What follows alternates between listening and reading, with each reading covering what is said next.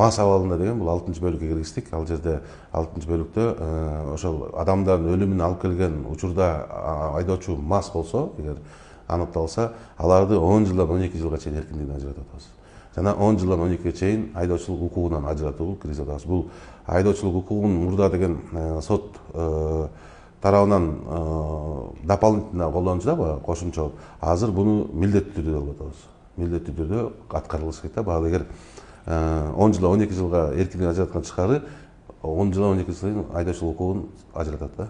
Азыркы учурда 5 жылдан 8 жылга чейин, бирок ал жерде адам өлүмүнө алып келүү деп каралган эмес, оор, өтө оор залал келтирсе деп турат да. Ошол биз бүгүн именно бир адам менен 2 адамдан өйдө деп бөлдүк да. Себеби 2 адамдан өлүмүнөн көбүрөөк алып келген кесепеттерин күчөтүү. Анткени андай да эмелер көп болуп атат.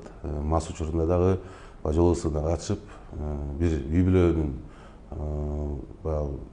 шамы, үйүнүн шамы өчүп калган күндөр болот да.